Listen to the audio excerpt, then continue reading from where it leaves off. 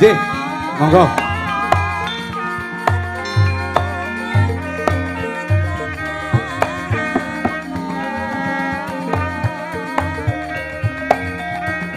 Sebagai simbolis penyerahan toko wayang dari Bapak Ketua Paguyuban Jakarta diberikan Ki Dalang Yusuf Ansor.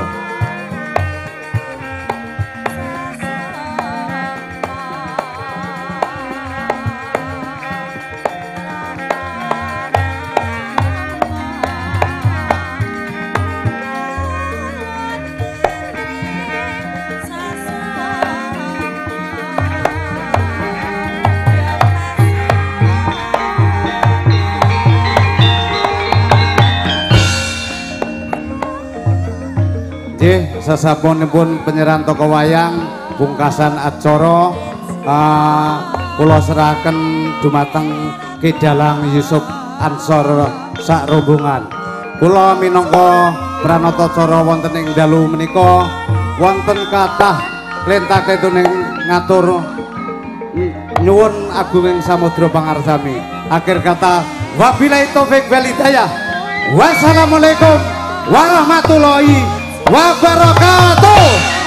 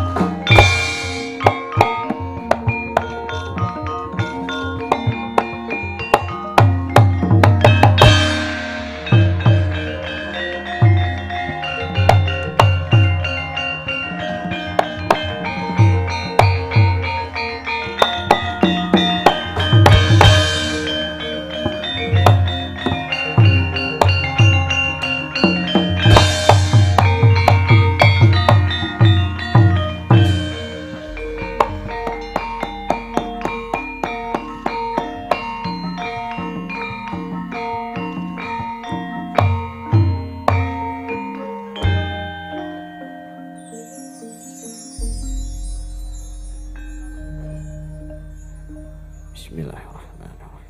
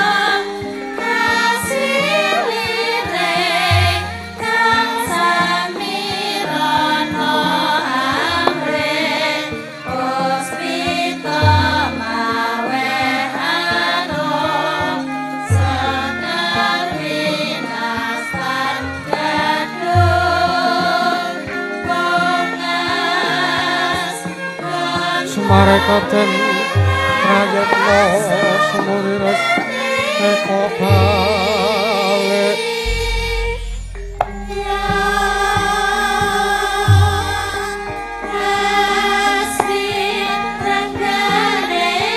Ityane kandayane Krishna para Namo sasi Kilar-kilar sinetyaning tengahing ataran meleng melintang kimo sakti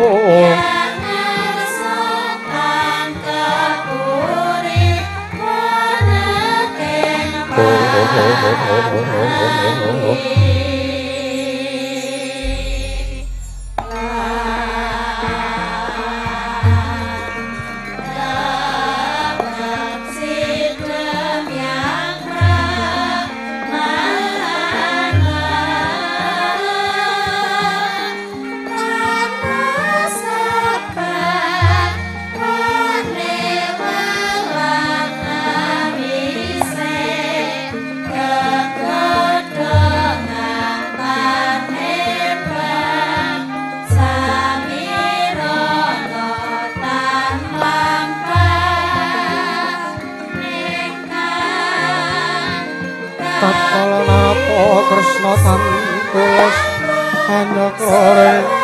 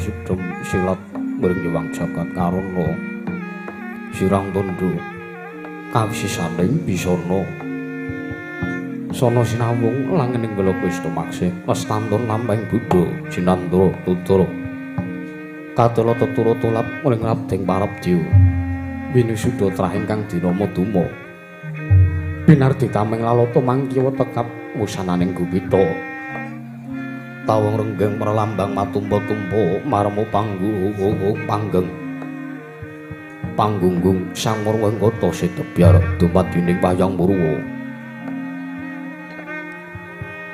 Purwakaning kandha ninarik aruntuting basa dunggep kuna ngemusu rasa yen narasaya karaos. Mula jari wang rasa wani wuruhing diri rasa rumangsa ngrumangsani kaya jalwa ingkang angilu kaca. Jarweh wis renakup saking carita lebecik wis kagelar aning madaring pagliran yaiku jejak mriksani pagelaran inggih Purwa. Surya, Candra, Ndarum Hyang Kartika wis kinurba dhateng kawasa. Sahari ratri angin dari bawana polateking dusina gelir gumanti. Temat dadi petanganing dina sasi, warsi, windu kang sarta abad. Redung lantang karta mangkartana sinambun daya japating krembyak dadi padhang kutu-kutu walangatoga. Buron wana yang buron dadi pranan tanpa wijalan.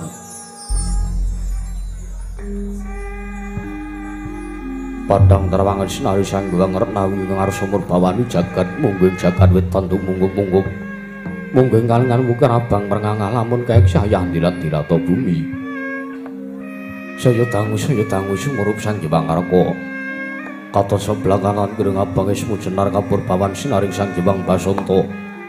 Tanem to katon ijo royo-royo mangku gunung yang biru moyo-moyo.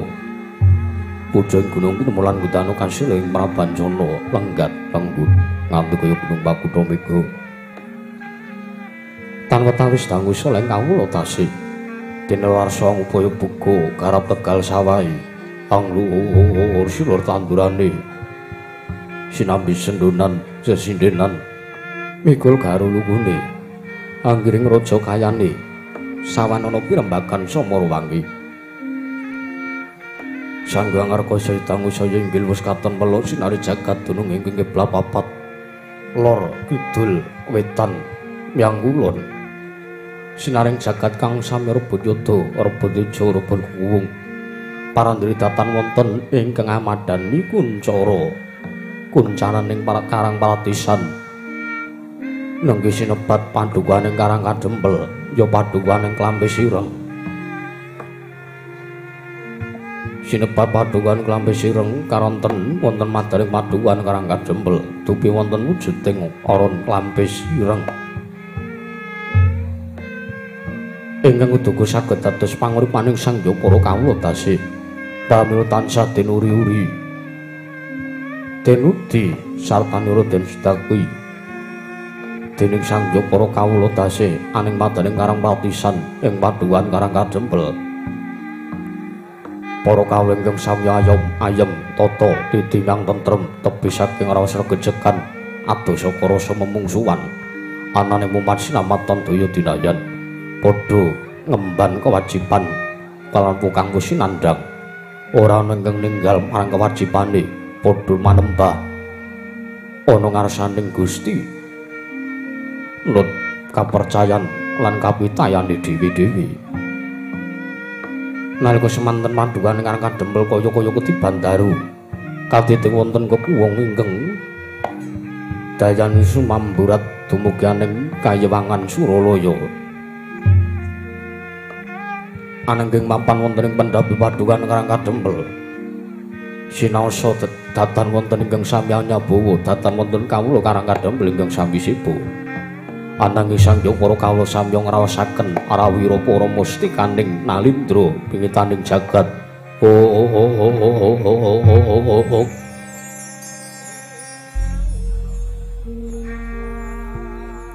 Ananging ingkang lenggah wonten madaring lincak sak madaring pendhapi ageng padukan karang juru pitakenanipun sang para priagung wiwit saking negari Ngamarta dumugi sanjawining Rangka dumugi saking tlatah Sabrang ugi Mancanegara sami nyuwun dawuh sang Kinurah Semar Badranaya. Parandening mangke sang Kinurah Semar Badranaya rumaos jenjem ananging ugi rumaos perkewo karanten kawontenanipun ingkang namung wong loro saudon telu saurupan. Teka karawan Nalindra ing Ngamarta Sang Prabu Darmakusuma, Nalindra Durawati Sang Prabu Sri Bathara Kresna. Duwe Nalindra manduru Sang Prabu Baladewa datan kanten sang pamadyaning Pandhawa sang Raden Arjuna ayem madyaning batos nanging ugi ngrantes madaning penggalira sang Lurah Semar Badranaya karanten wanci riyaya sang Lurah Semar Badranaya datan saged atur THR dhumateng para Pandhawa. Pramila ing mangke sinegek ingkang lagya tintrimaning madaning pendhapi padukan ngrang kadhem lenggih sang Lurah Semar Badranaya. Nadyan kaya-kaya denampet ngendikaning Sang Mayantaka. Paripaksa matur wonten kersanipun Sangya Puralengga. Pramila sigra murmani pangandikan duping ngangsep Sangya Puralengga. Duping ngawuningani Sang Lurah Semar Badranaya ing ngarsa medhari sabda pangandika matur wonten kersanipun ingkang Bendara Sang Prabu Puntadewa. Pramila ing mangke datan wonten ingkang godhongan ingkang obah samira datan ana ingkang lumampah awit saking daya perbawaning Sang Mayantaka ya Sang Ismaya. Ngandhut dadosaken kumanggiling wijining pangandika Sang Lurah Semar Badranaya.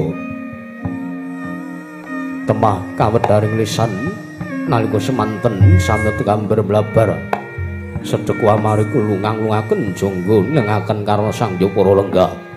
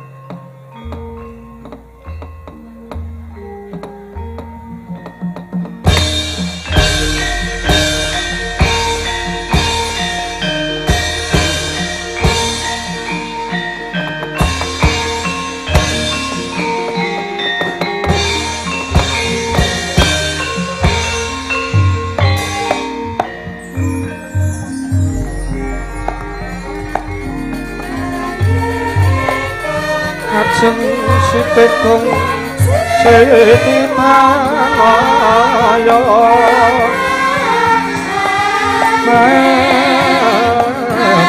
tapan susila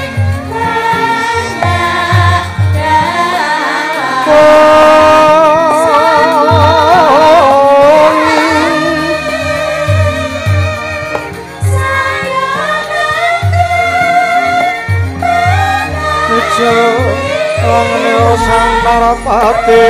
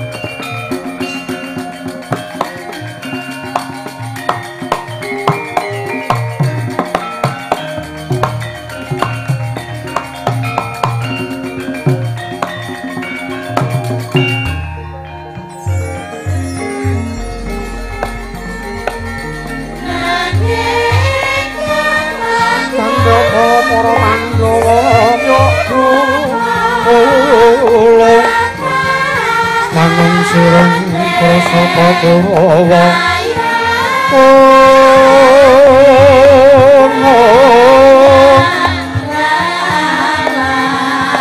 Ambak ongkas soka titik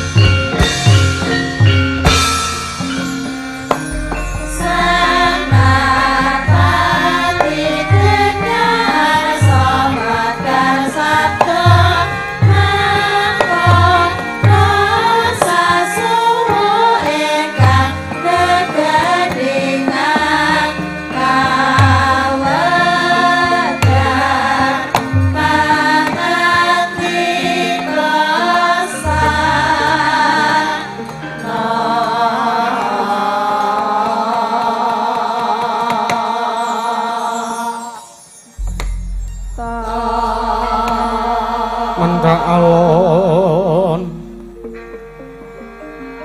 tata trap silanira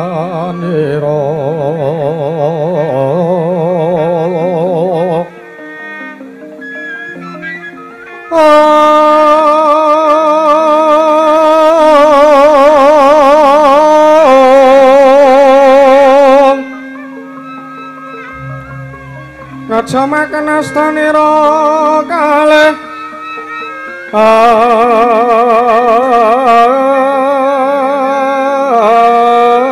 astanira kalih pisan yen ngendika gawe pronto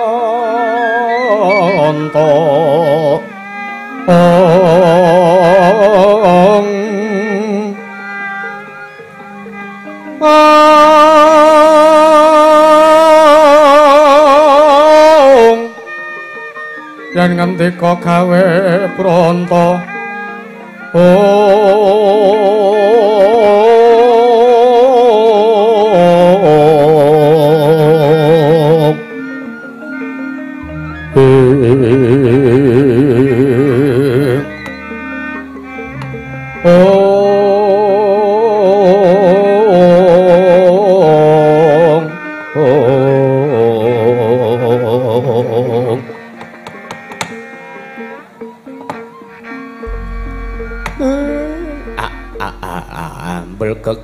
gagak saduli temel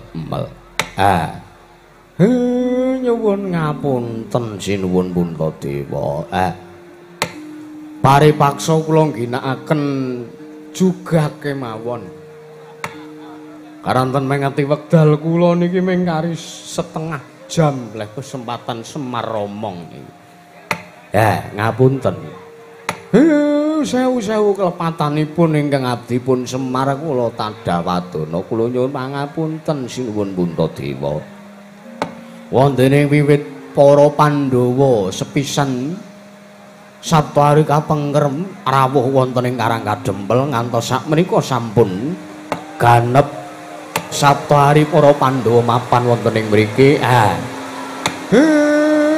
kanthi kawontenan jawah kados ngaten menika malah Semar nampi rawuhipun Sinuwun Ndarawati rawuh wonten ing Karang Kadempel sekalian kalian Sinuwun Baladewa ing Mandura Sinuwun Puntadewa napa kula dikeparengake menawi kula mbagaken rawuhipun para nalindra menika Niwang Agung ngayomana marang paduan Karang Kadempel sak isine Kakang Semar ora dadi ngopo Kakang Yektine ndak rasa nggonku duweni atur sartane nggonku duweni wigati ana ngarsane Kakang Semar Badranaya. Puntadewa ngrasa yen ta wis rampung sartane wis jangkep. Apa kang dadi ature Puntadewa lan para Pandhawa ana ngarsane Kakang Semar Badranaya?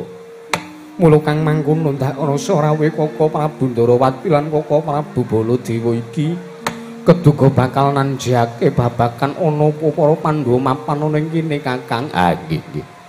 Nek ngaten kula nyuwun dipalilah kula tak ndangu kalih sinuwun Kresna. Ya Kakang Semar monggo kersa nggone Kakang Nayantaka. Bakal ndangu kelawan rawuh Kaka Prabu. Nuwun sewu sinuwun Ndarawati. Saderengipun kula ngaturaken pambagya raharja kunjuk wonten ngarsa paduka. Sinuwun Prabu Sri Bathara Kresna. Ndara ya jagat pangestu Ngurwayahu Bathara jagat ya Kakang Semar Badranaya.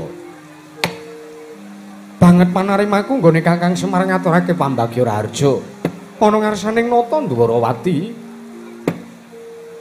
Ndak tampa sartane gawe bombong atining nata Ndwaraka sartane Rahayu ora ana alangan suwiji apa Kakang nggonku ora sowan praptaning Karang Kadempel sowan ana ngarsane Kakang Semar Badranaya. Ya mung pudya pangestamaku wae tampan ana Kakang. Ah nggih. Sampun sanget anggen kawula pundi. Sinuwun Ndarawati mugi kasekecakna. Kakang Semar kaya wis ora kurang prayoga. Mboten langkung sinuwun Baladewa ngaturaken sungkem mugi kunjuk sinuwun. Ya jagat pangestu Ngurwayahu Bathara jagat Patendra Jaladewaku. Ya Kakang Semar Badranaya. Ora liwat pamrayogane Kakang Semar Badranaya ngaturake sungkem ana ngarsane Baladewa tak tampa tibus padha Kakang. Jriyatane Baladewa iki tiremune taruna timbang Kakang Semar. Ya senajan to nuwun sewu drajating Kakang Semar ki mung drajating aceplik. Senajan to Kakang Semar ki mung drajating Panakawan nanging miturut penyawanging Baladewa kanthi permana jati. Kakang Semar ki ora liket jaba padha lawan pangejawanteng Sang Hyang Ismaya. Mula Kang Jawa kuwi Kakang Semar. Aku ngaturake salam taklimi Baladewa katurana kersane Kakang Semar Badranaya. Kakang Duda Manang Munung. Ah nggih. Sampun sanget anggen kawula pundi sinuwun.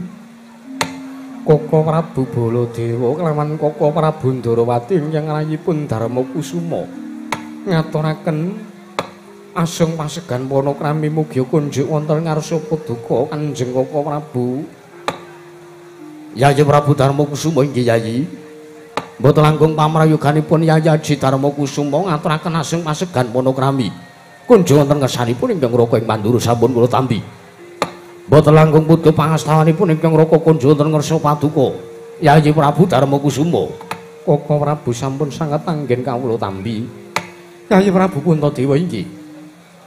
Sapisanipun ingkang raka Ndarawati paduka ngaturaken asung pasegan panakrami wonten kersanipun ingkang raka para Ndwaraka. Sampun sanget kula tampi damel bombong para sing manahipun ingkang raka ing Ndwaraka. Inggih Kaka Prabu, mboten langkung kaprayogan lenggah paduka. Sampun mboten kirang prayogi pisanipun ingkang raka.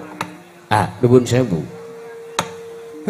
Cekak aos kemawon. Karang menika kawontenan para Pandhawa tasih gadhahi kewajiban lan wonten rembag ingkang dereng dipun ngendikaken kaliyan pun Semar Badranaya. Nuwun sewu sinuwun Ndarawati. Kaliyan sinuwun Baladewa.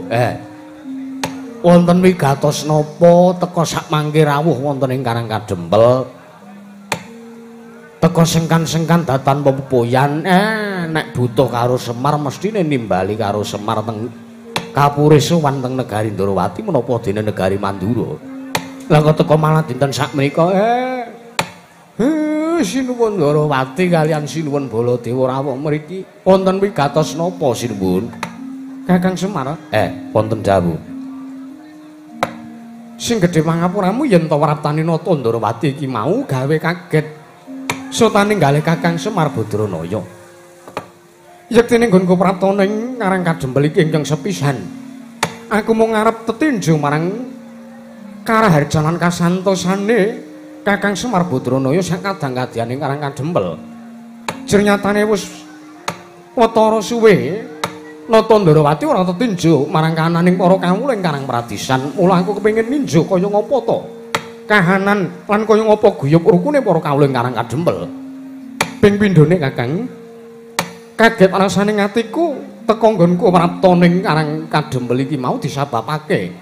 Merga iki mau panjenenganing Sun kelawan Koko Prabu ing Mandura sowan ning negara Ngamarta. Ingkang ancasku kepengin sowan ana ngersaning kadang-kadangku para Pandhawa. Nanging dumadakan negara Ngendraprasta suwung, negara Ngamarta komplang ora ana para Pandhawa sartane Nayaka Pungga ingkang padha mapan ning negara Ngamarta. Bareng dak titik ning Karang Kadempel jebul tinemuning para Pandhawa mapan ning Karang Kadempel. Kakang Semar, janjane iki ana perkara apa Kakang? Sartane Kakang Semar duwe gawe apa? Teka para Pandhawa padha mapan cumandha ning Karang Dempel Kakang. Nyuwun pangapunten Sinuwun Ndarawati. Nyuwun pangapunten ingkang kathah. Saderengipun kula nyuwun pangapunten nek kula mboten nyuwun idi palilah ngersanipun Sinuwun Ndarawati nek para Pandhawa kula suwun supados mapan wonten ing Karang Kadempel. Nanging mugi ndadosna ing kawuningan sejatosipun rawipun para Pandhawa ingkang sami mapan wonten ing Karang Kadempel menika mboten saking pikajenganipun Semar piyambak. Nanging pancen estu menika sedaya niat saking para bendara kula ing Ngamarta, bendara kula ing Ngendraprasta sami rawuh. Wekasan sampun cumandha antawisipun Sabtu hari sampun sami mapan wonten ing padukuhan Karang Kadempel. Wonten napa ta ingkang dados sabab lan darunanipun? Rikala semanten kula nampi dawuh, nampi pangandikan saking ngersanipun Sinuwun Puntadewa bilih Sinuwun Puntadewa nggadahi gegayuhan awit mengeti lelampahan ingkang nembe kemawon kelampah wonten ngarsanipun para Pandhawa. Dukunanipun para Pandhawa wiwit para Pandhawa antuk kanugrahan negari Ngendraprasta, wiwit Ndara Kuling tunggul pawenang nggih menika pun Ndara Bratasena mbabat wana Marta. Ngantos sak mangkin negari ing wana Marta menika kababar tuwin badar kasat netra Ndara. Pramila mboten kok nggadahi niat ala menapa-menapa menika babar pisan mboten. Nanging pancen para Pandhawa menika sami nggadahi gegayuhan kepengin miwiti anggenipun badhe mbangun negari Ngamarta. Sabab nuwun sewu, negari Ngamarta menika menawi mboten dipun bangun kanthi bener becik, kula kinten kawulanipun mboten sami tentrem, mboten sami guyub. Lah ning kenging napa lah kok teka Sinuwun Puntadewa kaliyan para Pandhawa rawuh teng Karang Kadempel? Awit kula nampi dawuh pangandikanipun Sinuwun Prabu Darmakusuma menawi mbangun suwijining negari menika ingkang kedah dipun gatosaken ingkang langkung utami menika inggih menika kedah mbangun miwiti mbangun negari wiwit saking Karang Pradisan dados ingkang dipun bangun menika mboten namung Kutagara nanging Karang Pradisan ugi kedah dipun bangun. Pramila pengangkahipun Sinuwun Puntadewa Sinuwun Darmakusuma nggadahi panyakra bawa tuwin gegayuhan sakmangke ingkang keduga saged ngangkat derajatipun negari Ngamarta menika mboten sanes kejawi namung padukuhan Karang Kadempel Sinuwun. Katitik menika sampun wiwit kabangun wiwit saking infrastruktur, wiwit saking kawontenan pager-pager sampun sedaya dipun sami bangun. Pendopo nggih pun dipun damelaken gagah kados mekaten teng padukuhan Karang Kadempel. Lah menika dados pamancatipun para Pandhawa anggenipun badhe ngangkat derajatipun negari Ngamarta. Pramila kula matur napa wontene mboten kula imbu-imbu mboten kula kelong-kelongi, kula menika namung lidah sinambung saking Sinuwun Puntadewa. Wontene mengke wonten sesambetan kaliyan pun para Pandhawa, bakune para Pandhawa badhe miwiti mbangun negari Ngamarta Sinuwun. Sikra-sikra yen permana ganca Sikra ngrakit nawang sesangga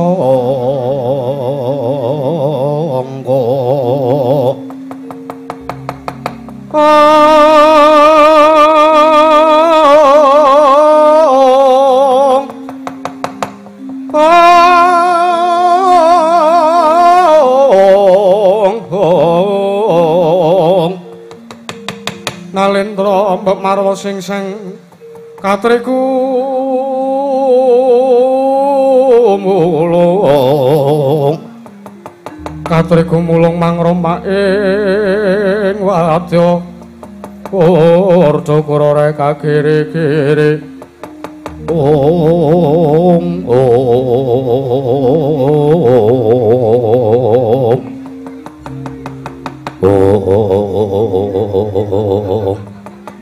Sigebyar katarik ing kono ta wau didemadaning pendhapi ageng padukuhan Karangkajembel dupi sang Nayantaka medharing sabda pangandika matur wonten kesanipun Sang Nata Ndrawati Sang Prabu Sri Bathara Kresna dinambi ugi dening nata ing manduru Sang Prabu Baladewa nalika semanten dadya tintriming Mardaya nanging datan saged dinapusi soroting paningal Sang Nata Ndrawati miwah nata ing Mandura sami bombong tuwin ayem tuwin mongkok menawi para Pandhu gadhah gegayuhan inggih menika pengin bangun negari Ngamarta para muling mangke senajan to dereng paring dawuh tartentu nata Ndrawati miwah nata manduring Sang Prabu Baladewa tartentu nggih sampun sarujuk menawi para Pandhu gadhah gegayuhan kepengin mulyaken dumateng negari ing Indraprasta kedadah ingkang sami aluk nenggih Sang Lurah Petruk Kandhung Bala aluk bilih wonten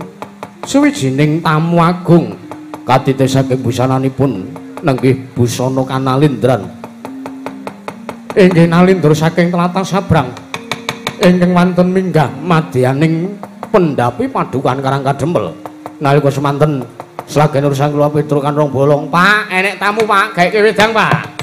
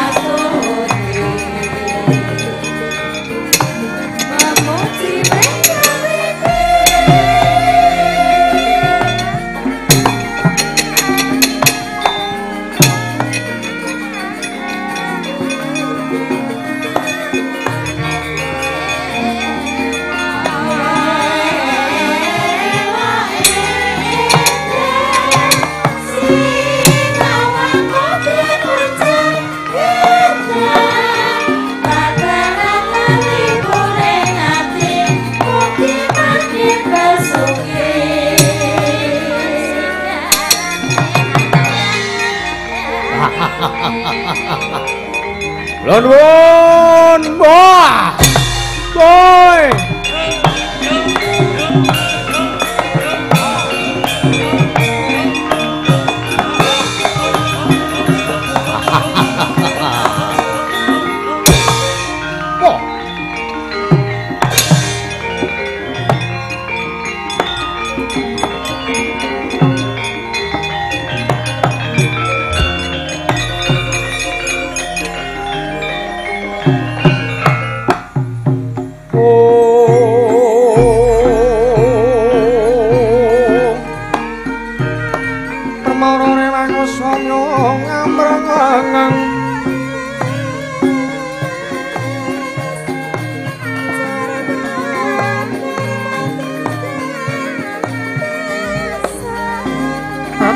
Karenaning kaswase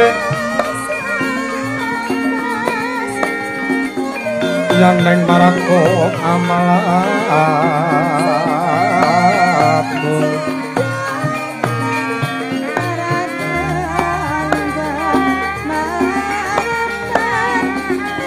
miring sang bondo Wasrataja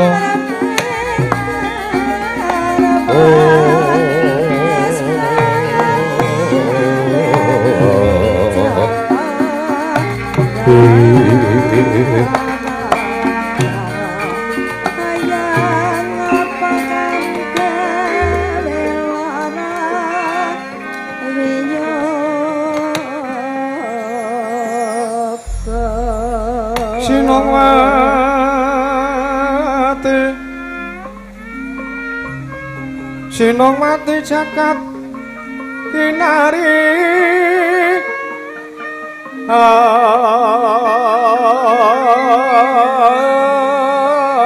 among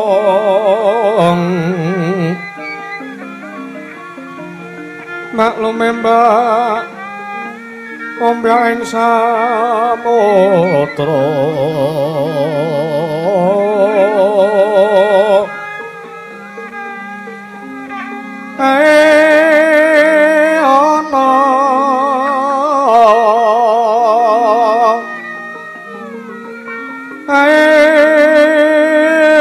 ana bale lumutambra kanggo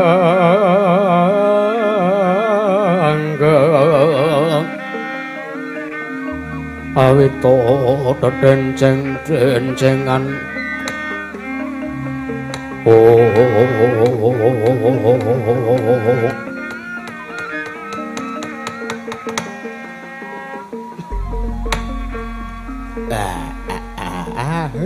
mbel gegek sadulita emel dereng purna anggen kula nampi ngendikanipun Sinuwun Puntadewa kula pun nampa amplop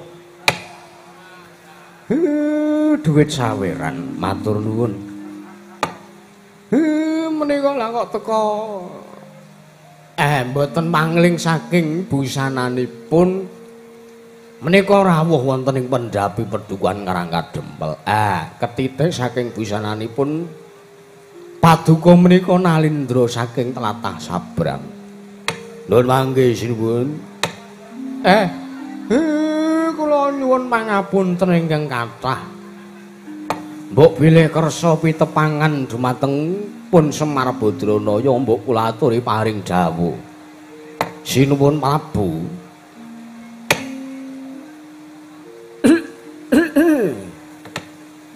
ya jagat wasesaning Bathara Wayah Bathara jagat latala yo ora pangling senajan to aku lagi wae sak bejagong sartane aku lagi wae ketemu kelawan kowe wektu ingkang sepisan iki nanging aku wis tepung karo kowe Kyai Semar yo yen to pancen kowe njaluk supayane aku paring dawuh babagan sapa to sejatine jejuluk ingsun aku bakal paring pangandikan Semar nek pancen kowe sagu mestani sartane kowe sagu mangerteni kelawan aku tepungke iki nalindring Pulo Gedhah Kencana jejulukku Prabu Gendra Suwarawati nalindring Pulo Gedhah Kencana Sinuwun Prabu Gendra Suwarawati dasar kepala nyata nggih Sinuwun Prabu Gendra Suwarawati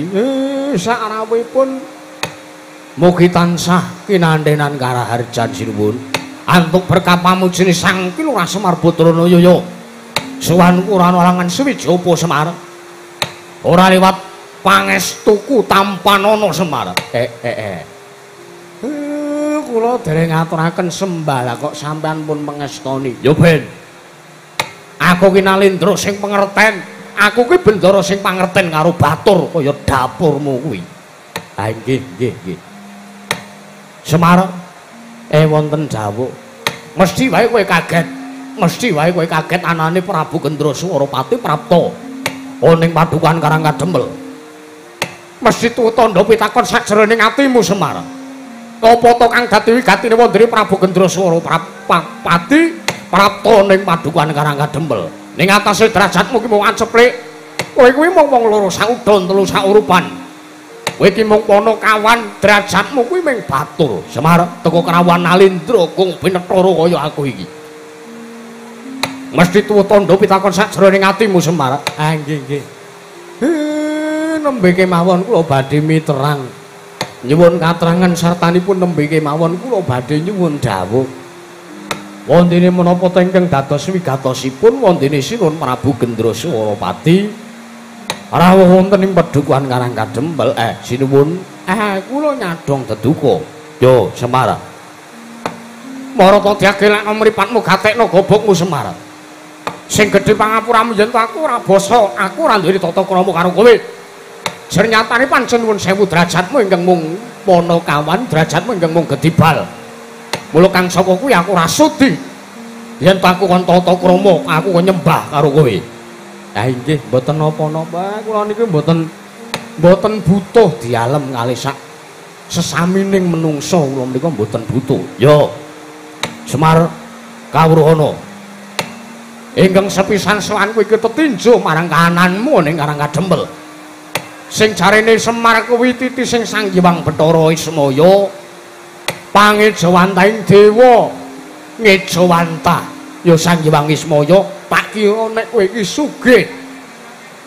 Tak kira senajan to derajatmu ki mung Ponokawan, ndak rasa kowe kuwi dadi wong sing mblegedhu sartane dadi wong sing bondo donya.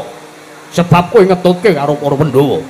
Sebab kowe ngabdi ana ngersani para Pandhawa. Senajan to derajatmu batur, aku ngira yen to kowe iki wong sugih.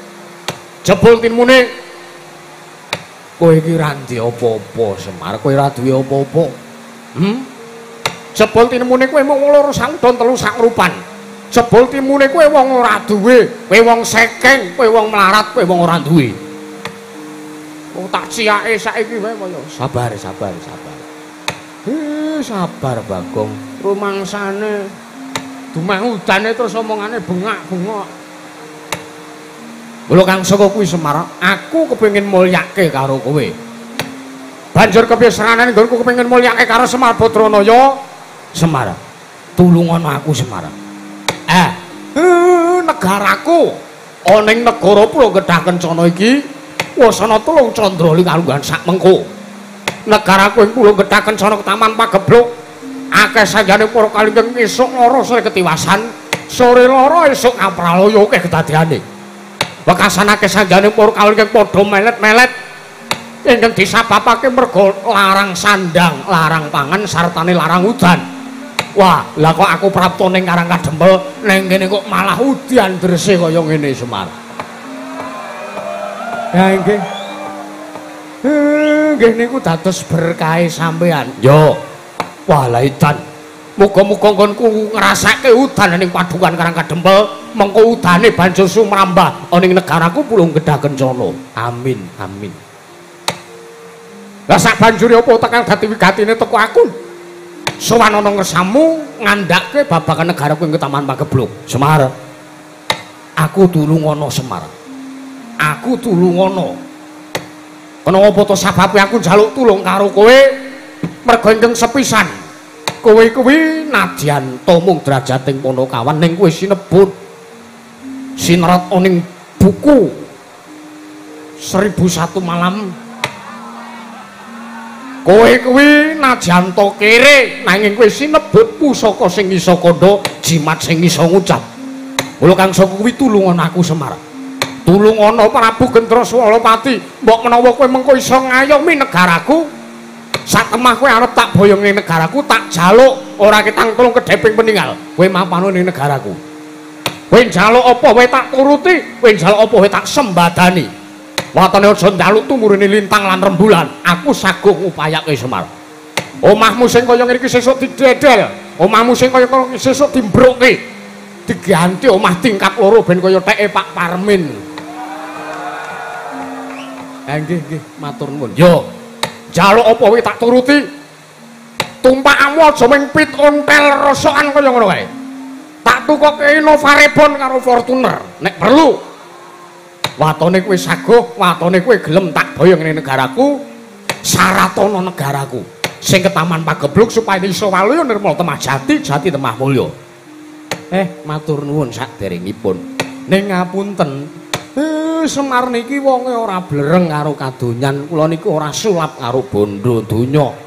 Sebab nuwun sewu, kula niku urip sak derma mung nglampahi urip, ora nguyak sugih, kula ora nguyak ndek derajat pangkat, kula iso urip mumpun alhamdulillah. Dadi nuwun sewu, kula sagah sak biyantu kalih sampeyan. Watone niki mengke panjangkanipun para bendara kula para Pandhawa ingkang sami rawuh wonten mriki pun rampung. Lho. Pandhawa rawuh mrene duwe wigati apa Semar? Karo kowe duwe wigati apa? Lah kok ampuh men. Nek atase kowe drajating gedhi bal 17, lah kok kowe disambati karo ratu agung klebu aku. Wah, la taala. Elok tenan kowe Semar. Ha nggih. Mungkin dados ning kawuningan para Pandhawa rawuh mriki niku kepengin miwiti mbangun negari Ngamarta. Kamangke kepengin dipun bangun mriku dipun miwiti saking Karang Pradisan ingkang badhe dipun bangun mriku Karang Kadempel langkung rumiyin. Pramila nek sampeyan sagung ngentosi mengke kula tak sowan piyambak teng negari ing Pulau Gedhah Kencana. Watonipun rampit, watonipun rampung pun sasi nampura menawi dados gegayuhanipun para Pandhawa sinuwun. Caca montap lir kinentap tuka yayasinepe. Netra kocak ngondara andir.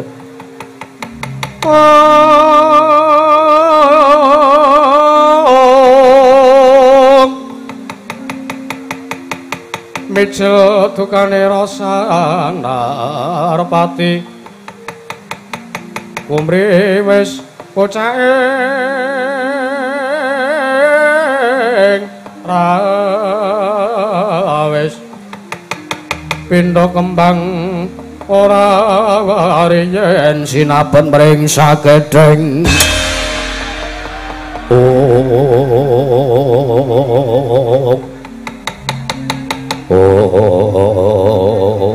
Balatala panus maning jajalan seketaning bawana iblis lanat barat Semar yo dumeh Pandhawa kuwi juraganmu ngono dumeh Pandhawa kuwi sing meneh urip karo kowe terus kowe ngeboti Pandhawa luwih dhisik aku tak takon kanan negara Ngamarta ki apa ketaman Pagebluk apa kira-kira negara Ngamarta ki tekan welaing Jawata nggih nuwun sewu mboten negari Ngamarta niku tentrem kemawon ning niki ajeng dibangun infrastrukture ajeng dibangun morale kalian pun para Pandhawa Semar wonten dawuh sawangen kanane para kawula ning negaraku sing wis padha arep entek kawulane mergo mung bendina do modar siji-siji apa kowe ora mesake karo Nalendra ing Pulau Gedhah Kencana Prabu Gendra Swalapati ora mesake karo kawulaku Semar nyatanipun nuwun sewu ingkang rawuh wonten mriki-mrika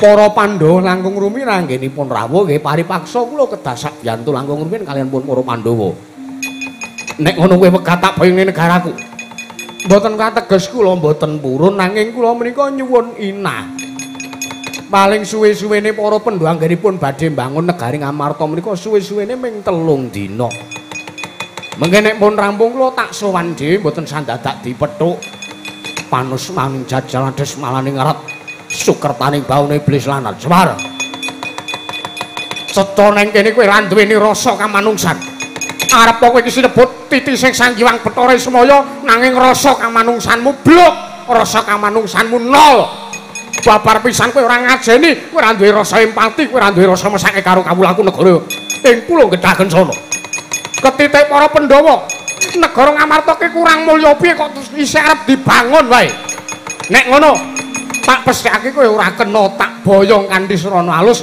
kowe tak boyong kanthi srana rudha paripeksa Semar Seksenana kowe ora gelem tak boyong ning negaraku wektu dina iki padukuhan Karang Kadempel tak bumi angus Semar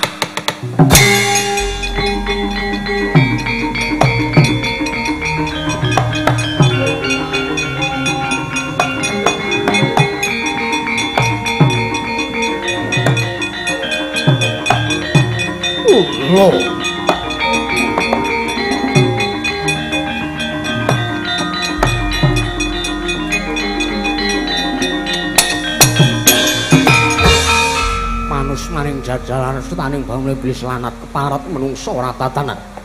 Drohon wedi momolon. Prabu Gendra Solowati. Ayo. Ora pangling Prabu Baladewa. Mau muni piye kowe mau? Kowe mau muni piye? Yen to Semar ora kena tak boyong kanthi srana alus, Semar arep tak ruda paripeksa. Yen to diruda paripeksa isih ora kena, Semar arep tak gawe karang abang pedhuwane. Kowe muni kaya ngono kuwi ora nyawang ning kene lungguh nata mandura Prabu Baladewa. Kowe ora nyawang yen to ning Karang Kadempel ki lungguh, bantenge tanah Jawa. Ya aku iki kowe iki ratu Mancanegara, kowe ratu tlatah sabrang tekan tanah Jawa kok teliajikan polahmu kaya rumangsamu apa parat? Yo, nek pancen Prabu Baladewa sing dadi pepalangi, aku ora bakal wedi. Mergo aku mbelani, aku bela pati marang negaraku. Ingkang wektu dina sakmengko Taman Pagebluk. Sirmu piye aku ngladeni kelawan solah bawamu Prabu Baladewa. Kau kian cangkem.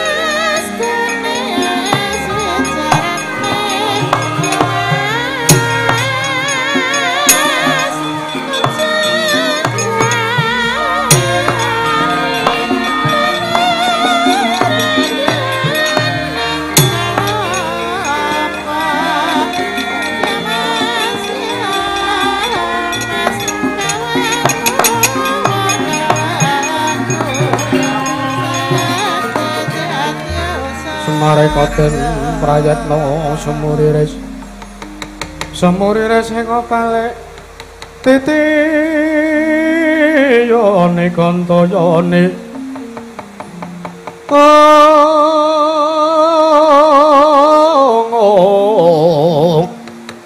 Trisunya purnama sasi kilar-kilar semedyan ing tengahing latar.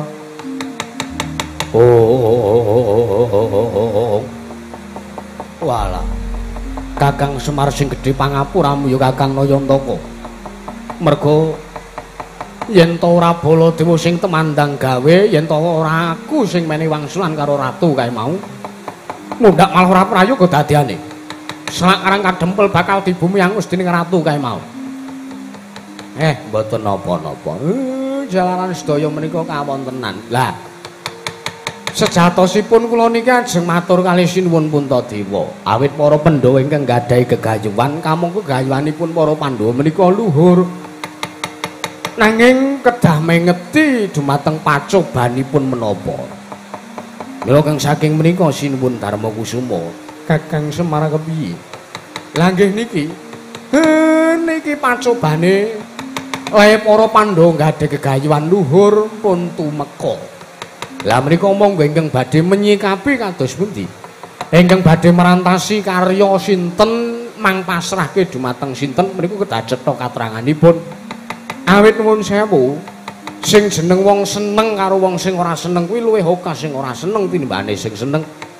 Wong sing ora seneng karo Pandhawa luwih akeh tinimbang wong sing seneng karo para Pandhawa. Pramila monggo anggenipun badhe menggalih. Nek ngantos mengke Pandhawa saged lulus oncat saking pacoban menika kula pesthekke mangkethok ilate Semar nek nganti Semargara Pandhawa saklawase urip bakal urip mulya ndara tan Samar pamoring sukma-sukma sinukmaya winahya ing asepi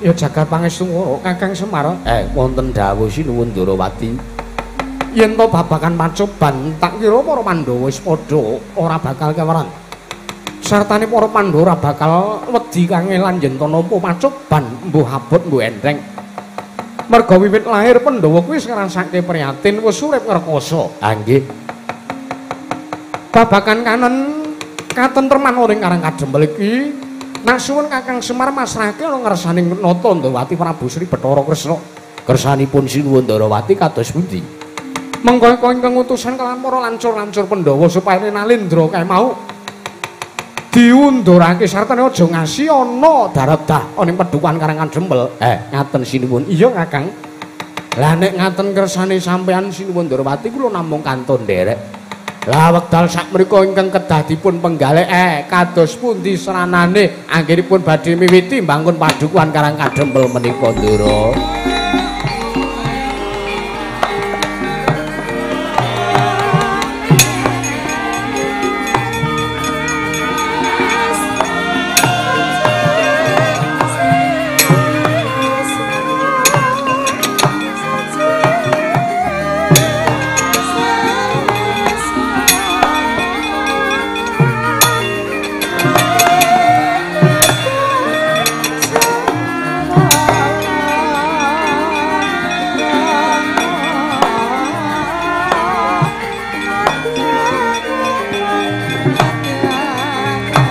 Kakang Semar aku arep nonton ing Karang Kadempel. Monggo siwun Balatira.